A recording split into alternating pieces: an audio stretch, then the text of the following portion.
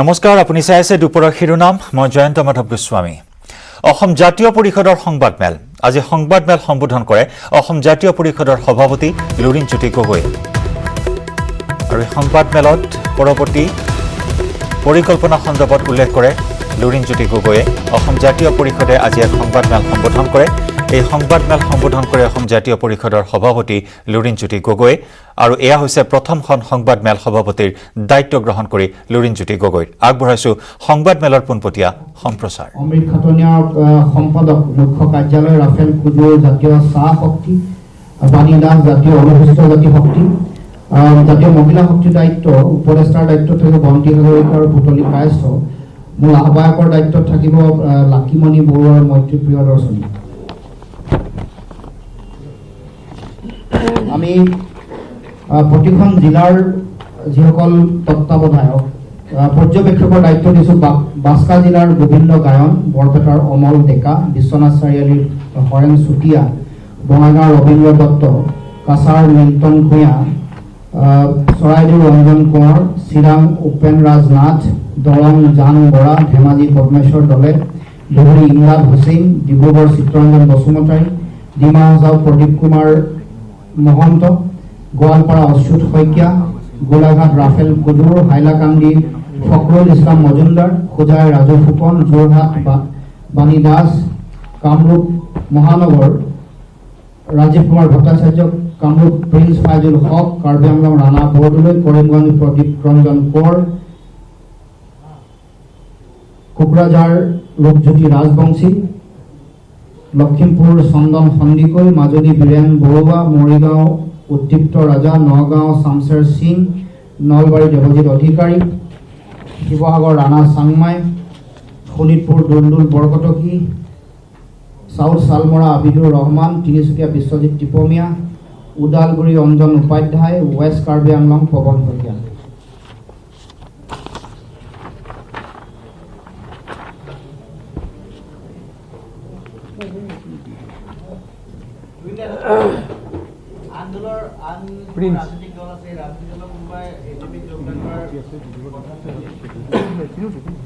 বহুদলৰে চলি আছে আপোনাৰ সময়ত গম পাব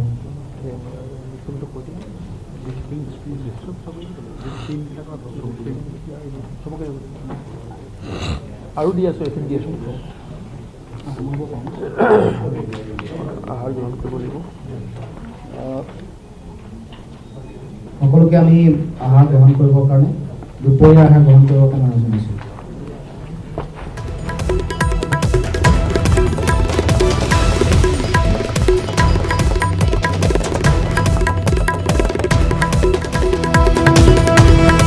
সভাপতিৰ দায়িত্ব গ্ৰহণ কৰাৰ পিছত লুৰিণজ্যোতি গগৈৰ প্ৰথমখন সংবাদমেল আৰু অসম জাতীয় পৰিষদৰ এই সংবাদমেলত বিভিন্ন কাৰ্যসূচী সন্দৰ্ভত তেওঁলোকে পৰৱৰ্তী পৰিকল্পনা সন্দৰ্ভত সংবাদ মাধ্যমৰ সন্মুখত ব্যক্ত কৰে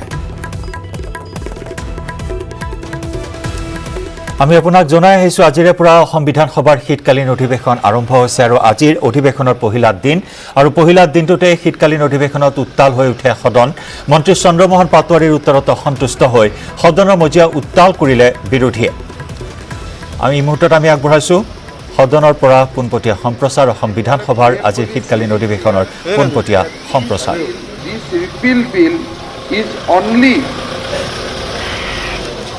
We have introduced to repeal two specific provincialized bill.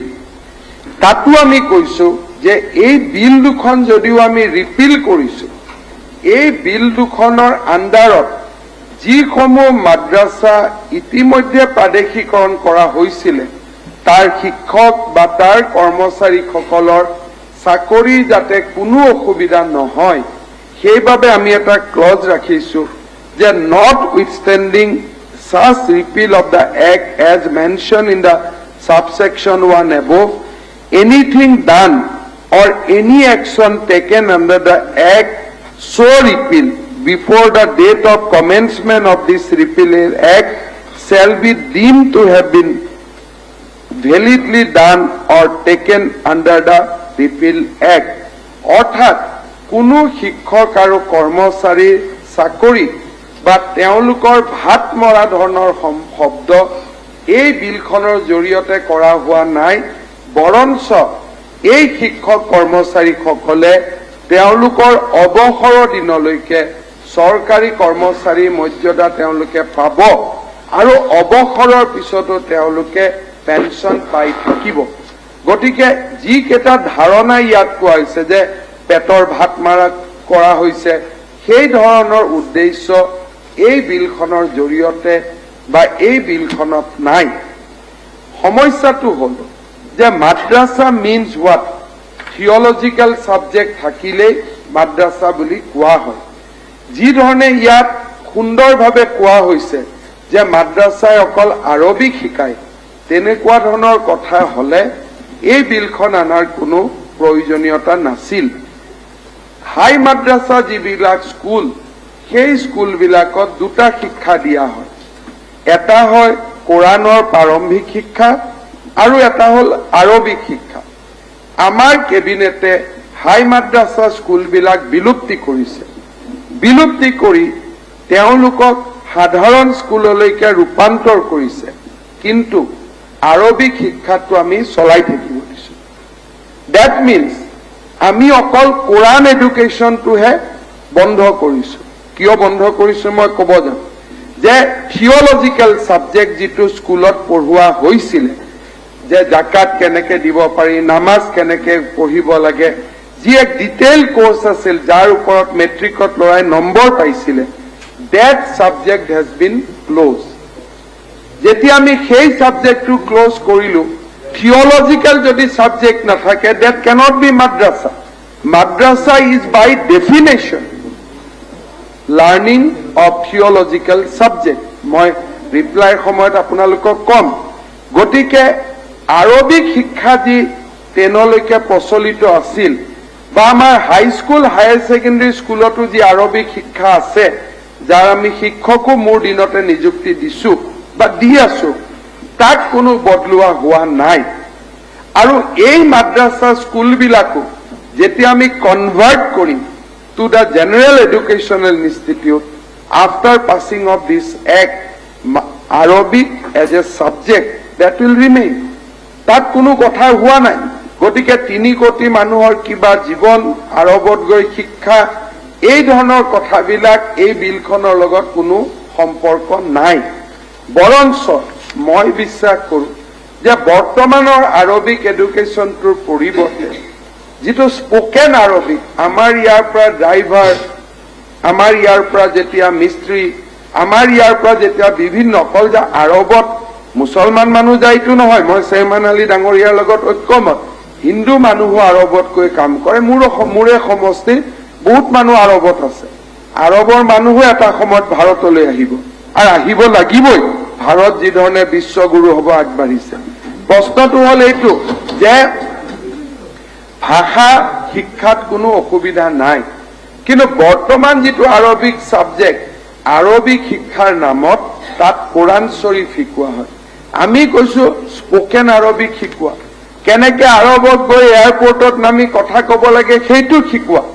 গতিকে আৰবিক যি ছাবজেক্ট আছে, কটন ইউনিভাৰ্চিটি আছে, কৰবাত আছে, that also have to be reformed in due process of time. আৰু ব্যৱহাৰিক আৰবিক শিক্ষা শিকোৱাত মোৰ আপত্তি নাই। আমি ফ্ৰেঞ্চ শিকো, আমি ইংলেণ্ড শিকো, আমি ইংৰাজী শিকো, স্পেনিছ শিকো। গতিকে আপোনালোকে যি ভাবি আহিছে তাৰ লগত মোৰ উদ্দেশ্য একেবাৰে অমিল, আৰু সেই উদ্দেশ্যত মই ইয়াত থিয় হোৱা নাই। মোৰ উদ্দেশ্যটো হ'ল যে থিওলজিকেল পাৰ্ট, যে আজি আপোনালোকে যি ধৰণে কৈছে এইটো সত্য নহয়। আজি আমাৰ ৰফিকুল চাহাব ডাঙৰীয়াই কথাটো বিধানসভাৰ ৰেকৰ্ডত যাতে ভুল কৰি নাযায় অলপ কাৰেক্ট কৰি দিছে। টাইটেল মাদ্ৰাছা বা আন যিবিলাক চৰকাৰী ফাণ্ডেড মাদ্ৰাছা আছে, সেই মাদ্ৰাছাবিলাকত আমি পিয়ৰ এণ্ড পিয়ৰ থিওলজিকেল ছাবজেক্ট আমি পঢ়াওঁ। পঢ়োৱা ভাল বেয়া থিওলজিকেল ছাবজেক্ট, আজি কোনোবাই যদি কয় যে কোৰাণ শ্বৰীফৰ ওপৰত মই প্ৰশ্ন সুধিছো, কোৰাণৰ দৰ্শনৰ ওপৰত প্ৰশ্ন সুধিছো, সেই সাহস মোৰ নাই। বৰঞ্চ মই বহুত আগৰ পৰা জনিয়াত মোৰ স্পীচ আছে, এইটো স্পীচো ৰকিবুল হুছেইন ডাঙৰীয়াই আজি শিলচৰৰ মিটিঙৰ স্পীচৰ উদ্ধৃতি দিছে। মই ভাবো ৰফিকুল হুছেইন ডাঙৰীয়াই জুনিয়ৰ মিটিঙৰ স্পীচো উদ্ধৃতি দিব লাগে। মোৰ বহুত ভাল ভাল স্পীচ আছে য'ত ইছলামে শিক্ষাৰ কথা কয়। Very meaning of Islam is শিক্ষা, জ্ঞানৰ কথা কয়। কিন্তু আজি আমাৰ যিসমূহ পণ্ডিত আছে, যিসমূহে জেহাদৰ এটা অপব্যাখ্যা কৰে। জেহাদ মানে কি? যে আমাৰ গীতাত যেনেকে কৈছে যে আমাৰ ইণ্টাৰনেল ফৰ্চ বিলাকৰ ওপৰত জেহাদ হ'ব লাগে, কাম, ক্ৰোধ, লোভ, তাৰ ওপৰত জেহাদ হ'ব লাগে। জেহাদ মানে কোনোবা মানুহক গৈ মৰা জেহাদ নহয়। আজি পয়ম্বৰ হজৰত মহম্মদে যিসমূহ শিক্ষা দি থৈ গৈছে, সেই শিক্ষাৰ অপভ্ৰংশ হৈছে নেকি? আজি ডিবেটৰ ইছ্যু কোৰাণ শ্বৰীফ নহয়। আজি কোৰাণ শ্বৰীফৰ ব্যাখ্যাসমূহে বিতৰ্কৰ বিষয়। কোৰাণ শ্বৰীফ কেতিয়াও বিতৰ্কৰ বিষয় হ'ব নোৱাৰে, কাৰণ ভগৱত গীতা, কোৰাণ শ্বৰীফ, বাইবেল মানুহৰ সৃষ্টি নহয় এইবিলাক। গতিকে মোৰ আগত দিয়া বক্তব্যৰ লগত আজিৰ কথাৰ ক'তো কোনো পাৰ্থক্য নাই। কিন্তু মই যিটোৰ ওপৰত মই বিৰোধী, যে চৰকাৰী ধনেৰে কোৰাণ শ্বৰীফৰ শিক্ষা হ'ব পাৰে নেকি? মোৰ মনত আছে যে আজি মই ৰকিবুল হুছেইন ডাঙৰীয়াৰে উদ্ধৃতি দি কম, মোৰ দুটা এটা কথা মনত ৰাখিছে, যেতিয়া তেওঁৰো দুটা এটা কথা মই মনত ৰাখিব লাগিব। যেতিয়া খাৰিজি মাদ্ৰাছাসমূহক তৰুণ গগৈ ডাঙৰীয়াই 5 লাখকৈ দিব খুজিছিল, তেতিয়া মাদানী চাহাবে প্ৰতিবাদ কৰিছিল যে নহয়, চৰকাৰী ধন মাদ্ৰাছাত আহিব নোৱাৰে, মাদ্ৰাছাৰ ওপৰত গভৰ্ণমেণ্ট কণ্ট্ৰল হ'ব নোৱাৰে।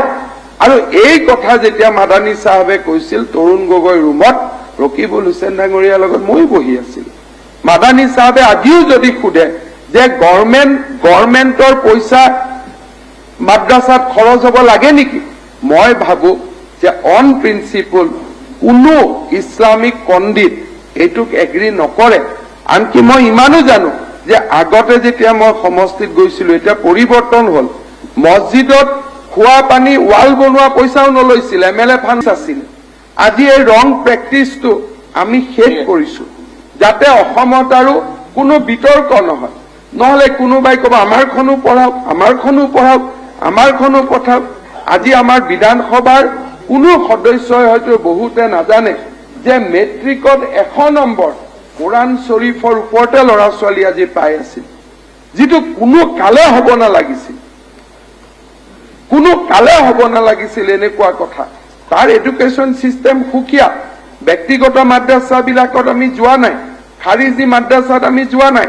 হয়, তাত মডাৰ্ণাইজেশ্যন হ'ব লাগে, তাৰ ওপৰত আমি অহা বিধানসভাত কথা পাতিম।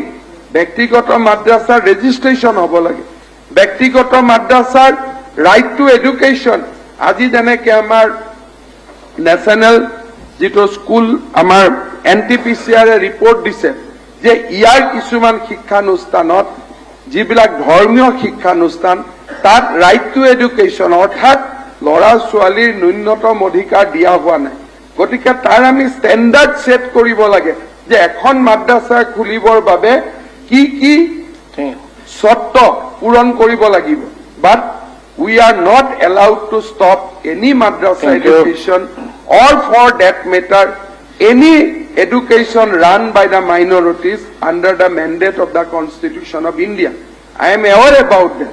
কিন্তু সংবিধানৰ কোনো পাতত লিখা নাই যে বাইবেল, কোৰাণ শ্বৰীফ বা গীতাৰ শিক্ষা চৰকাৰে দিব লাগে। সেইবাবে অধ্যক্ষ মহোদয়, I want to distinguish যিটো আপোনালোকে কৈ আছে তাৰ লগত মোৰ কেছটো সম্পূৰ্ণ সুকীয়া। ইন্ট্ৰোডাকশ্যনৰ ষ্টেজত আমি লিমিটেড কথা ক'ব লাগে। On the time of the কনচিডাৰেশ্যনৰ and passage of the bill মই নিশ্চয় আপোনালোকক আৰু এই গোটেই ব্যৱস্থাটোৰ গভীৰতালৈ লৈ যাম, কাৰণ এই ব্যৱস্থাই অসমক অনাগত দিনত হোৱা এটা বিতৰ্কৰ পৰা বচাব। Timely will be rescued. Otherwise ইয়াত যেতিয়া কোনোবাই ভগৱত গীতাৰ কাৰণে লাগিব, কোনোবাই বাইবেলৰ কাৰণে লাগিব, কোনোবাই বাথৰ কাৰণে লাগিব, ইট উইল বিকাম এ এনাৰ্কি। আমি এটা বেয়া পৰিৱেশত সোমাই যাম। চ' উই আৰ গ্ৰেটফুল। আপোনালোক বৰঞ্চ যিসকলে এই মাদ্ৰাছা এডুকেশ্যনৰ পৃষ্ঠপোষকতা কৰে, মইতো ভাবো যে এটা ধন্যবাদ সূচক প্ৰস্তাৱ আনিব লাগে যে 70 বছৰ আপোনালোকে চলাই দিলে, 70 বছৰ আপোনালোকে চলালে, যিটো এবছৰো চলিব নালাগিছিল। So' we are grateful, we are closing this chapter. আমাৰ প্ৰাইভেটত আমি যি কৰি আছো আমাক কৰি থাকিব। Thank you. আপুনি বিলখন মুভ কৰি দিয়ক।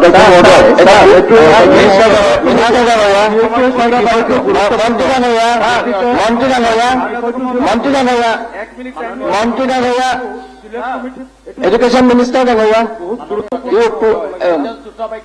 you introduce the bill now. মাননীয় অধ্যক্ষ মহোদয়, the Assam Repealing Bill 2020 বিধেয়কখন মই সদনত উত্থাপন কৰিলো। অশোক ডাঙৰীয়া, কনচিডাৰেশ্যন ষ্টেটত আপোনালোকে যিমান আছে ক'ব।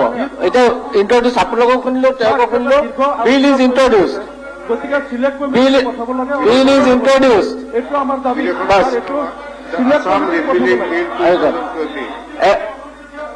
ইয়াৰ পাছত আজি উত্থাপন কৰিব নালাগে, চিলেক্ট কমিটি তেখেতে উত্তৰ পাই লাগিব বুলি কৈছে, কৰিছে। আপোনালোকে পঢ়িলে কথা পাতিব। আপোনালোকে হাউচত কনচেনচাছ নাই ইয়াত। এতিয়া কাৰ্যসূচী 25 Bodo Kachari welfare autonomous council bill. আপুনি নাজানিলে নকৰিব, মই কথা। মাননীয় অধ্যক্ষ মহোদয়, Bodo Kachari autonomous council bill 2020 বিধেয়কখনৰ সদনত উত্থাপন কৰিবলৈ মই অনুমতি বিচাৰিছো। এতিয়া মই বিধেয়কখন সদন উত্থাপনৰ পৰা সদনৰ সন্মতি আছেনে? অনুমতি দিয়া হল। ৰাজভৱনৰ পৰা বিধেয়কখন সদনত উত্থাপন কৰিবৰ বাবে এটা বাণী পঠিয়াইছে। Under the provision of Article 207, Subclause 1 of the Constitution of India, I, Professor Jagdish Mukhi, Governor of Assam, recommend the introduction of the Boru Kosari Welfare Autonomous Council Bill 2020 in the Assam Legislative Assembly. এতিয়া মন্ত্ৰী ডাঙৰীয়াক মই বিলখন উত্থাপন কৰিবলৈ অনুৰোধ কৰিছো। মাননীয় অধ্যক্ষ মহোদয়, Bodo Kachari autonomous council bill 2020 বিধেয়কখন মই সদনত উত্থাপন কৰিলো।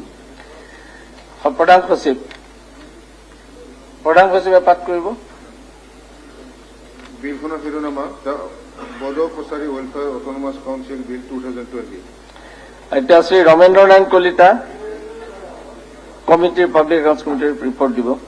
Honorable Speaker, sir, I, on behalf of the committee, beg to present the 164, 165, 166, and 167 reports of the Committee on Public Accounts. Thank U.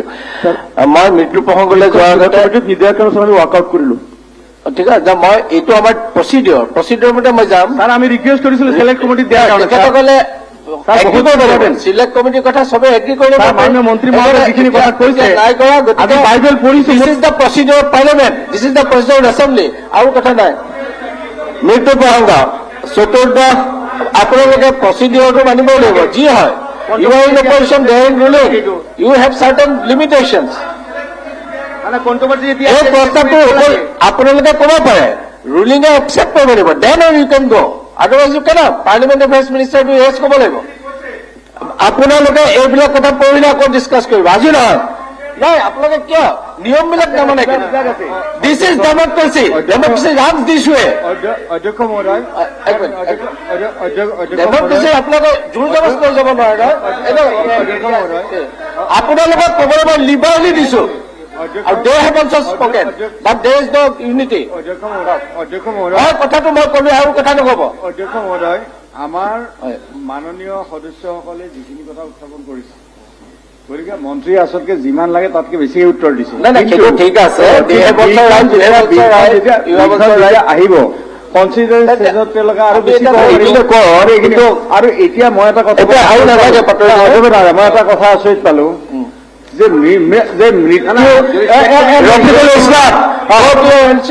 মৃত্যু প্ৰসংগত কোনো দলে কেতিয়াও এনেকে ওলাই গুচি নাযায়। এইটো একদম লজ্জাজনক কথা। মৃত্যু প্ৰসংগত কোনো দল ওলাই নাযায়। মই UDF-ৰ এই এনেকুৱা ধৰণৰ চিন্তা চৰ্চা মই মানে সঁচাকে বেয়া লাগিছে। মৃত্যু প্ৰসংগত কোনো এৰি নাযায়, কাৰণ বাহিৰত কেতিয়াবা কেন্দ্ৰীয় মন্ত্ৰী হিচাপে দায়িত্ব বহন কৰি মৃত্যুৰ আগমুহূৰ্তলৈকে গ্ৰাহক সুৰক্ষা প্ৰতিবাদ সাব্যস্ত কৰে কংগ্ৰেছৰ বিধায়কসকলে আনহাতে সীমা সমস্যা সমাধানৰ দাবী জনাই প্ৰতিবাদী কংগ্ৰেছী বিধায়কে কংগ্ৰেছী ইউডিএফৰ সভা স্থগিতৰ প্ৰস্তাৱ অগ্ৰাহ্য কৰে অধ্যক্ষই আৰু তাৰ পিছতে সদন ত্যাগ কৰি বাহিৰলৈ ওলাই আহিল কংগ্ৰেছৰ বিধায়ক তথা এআইডিএফৰ বিধায়কসকলে হাতে হাতে প্লে কাৰ্ড লৈ অধ্যক্ষৰ সন্মুখত সভা স্থগিতৰ প্ৰস্তাৱ দাঙি ধৰে বিৰোধী কংগ্ৰেছ আৰু এআইডিএফে কিন্তু সভা স্থগিতৰ প্ৰস্তাৱ অগ্ৰাহ্য কৰাৰ পিছতে সদন ত্যাগ কৰি বিধানসভাৰ বাহিৰত কংগ্ৰেছে সাব্যস্ত কৰে প্ৰতিবাদ হাতে হাতে প্লে কাৰ্ড লৈ উত্তাল প্ৰতিবাদ কংগ্ৰেছী বিধায়কৰ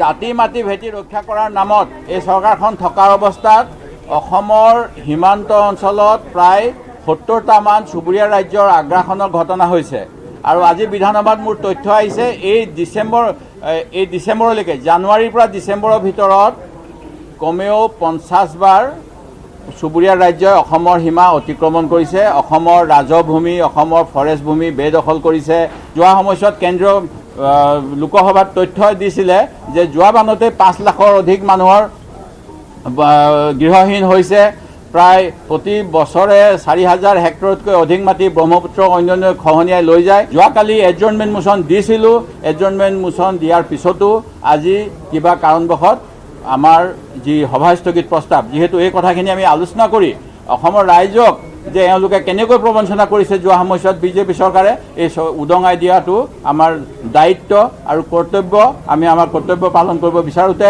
আজি চৰকাৰী পক্ষই আমাক বাধা দিছে আৰু স্পীকাৰ মহোদয়ে এডজৰ্ণ কৰিছে হাউচ আৰু আমাক কথাখিনি ক'বলৈ দিয়া নাই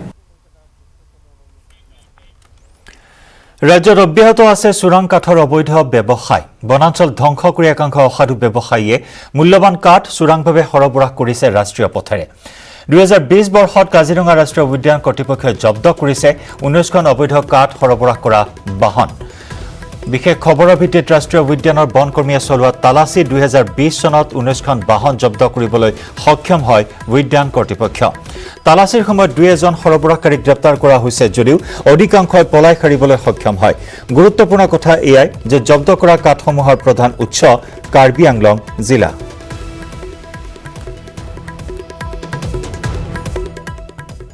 2020 চনত আমাৰ প্ৰায় 19খন আমি টিম্বাৰ লোডিং ভেহিকল সিজ কৰিছোঁ তাৰ ভিতৰত আমি অলমোষ্ট 45 কিউবিক মিটাৰ কাঠ জব্দ হৈছে আৰু এইখিনি আমাৰ এনে ভেলুৱেশ্যন হিচাপে 2,63,542 ৰুপিজৰ ভেলুৱেশ্যন কৰা হৈছে চ' মষ্টলি দিছ অল ইলিগেল টিম্বাৰ্ছ আমি নেশ্যনেল হাইৱেতে আমি ধৰিছোঁ আৰু কিছুমান আমাৰ নিজা খবৰৰ ভিত্তিত আৰু কিছুমান ৰাইজৰ খবৰৰ ভিত্তিত আমি এই গাড়ীখিনি ধৰিবলৈ সক্ষম হৈছোঁ এই কাঠখিনি বিশেষভাৱে কোন দিশৰ পৰা অহা বুলি এটা কাঠ হিচাপেতো এইখিনি মষ্টলি কাৰ্বি আংলং অৰিজিন বুলি আমি জানো তাৰ পৰা আহি আছে হয় কাৰ্বি আংলং ফালৰ পৰাই অহাৰ তথ্য আছে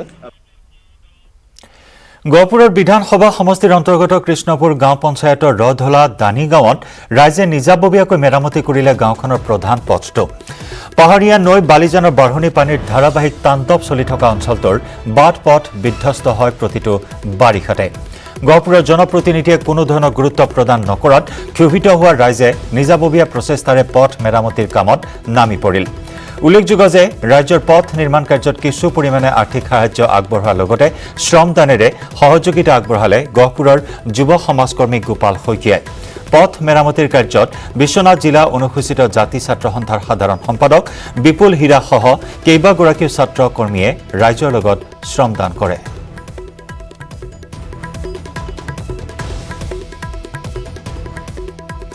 আগবঢ়াইছো গহপুৰৰ পৰা আমাৰ সাংবাদিক পলাশ ফুকনৰ ৰিপৰ্ট নিশ্চয়কৈ পৰিৱৰ্তনকামী চৰকাৰৰ দিনত গহপুৰ ৰধলা দানি গাঁৱত ৰাইজে শ্ৰমদান কৰি নিজৰ পথ মেৰামতি কৰিবলগীয়া অৱস্থাৰ সৃষ্টি হৈছে। এই মুহূৰ্তত মোৰ সতীৰ্থই দেখাব গাঁৱৰ লোকসকল ওলাই আহিছে, ৰতলা দানি গাঁৱৰ যথেষ্টখিনি ৰাইজ ওলাই আহিছে। তেওঁলোকে ভৰসা কৰিছিল গহপুৰ সমষ্টিৰ যি বিধায়ক উৎপল বৰা তেখেতে পথটো নিৰ্মাণ কৰি দিব গাঁওবাসী, কিন্তু যেন আশাত চেঁচা পানী ঢালিলে। উপায়ন্তৰ হৈ এনেদৰে গাঁওবাসী ওলাই আহিছে। এই মুহূৰ্তত তেওঁলোকে পথটো মেৰামতি কৰি আছে। নদী আৰু পথ একাকাৰ হৈ পৰিল। পথ বুলি আচলতে ক'ব নোৱাৰি। ওচৰতে এটা অংগনবাদী কেন্দ্ৰ আছে, সেইটো যা গৈছে বৰ্তমান।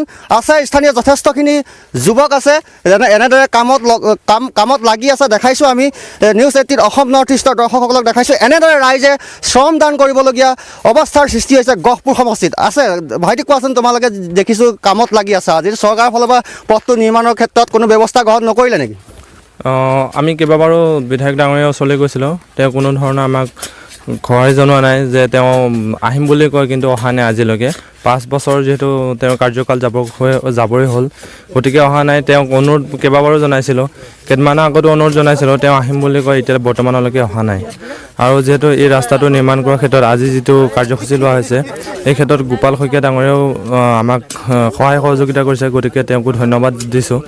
গতিকে এতিয়াও চৰকাৰলৈ এটা অনুৰোধ, যাতে আমাৰ এই ৰতলা দানি গাঁৱৰ ৰাস্তাটো যাতে ভাল কৰে, তাৰে অনুৰোধ কৰিছোঁ। নিশ্চয় গহপুৰ সমষ্টিৰ বিধায়ক মহোদয়, আপুনি চাওক এই দৃশ্য। গাঁৱৰ ৰাইজে কেনেদৰে আচলতে কষ্ট কৰি নিজৰ পথ নিজে মেৰামতি কৰিবলগীয়া অৱস্থাৰ সৃষ্টি হৈছে। আপুনি কয় 40 কোটি টকাৰ কাম কৰিছোঁ, গহপুৰত পথৰ নামত কাম কৰিছোঁ, কিন্তু এয়াই নেকি উন্নয়ন?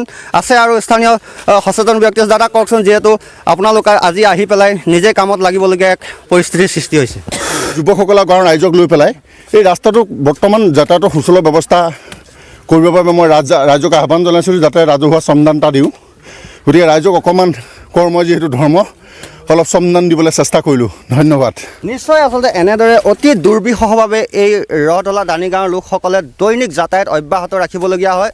কোনো পথ বুলিবলৈ আচলতে নাই, নদী পথ একাকাৰ, যাৰ ফলত এতিয়া ৰাইজ এনেদৰে পথ নিৰ্মাণ কৰিবলৈ ওলাই আহিবলৈ বাধ্য হৈ পৰিছে।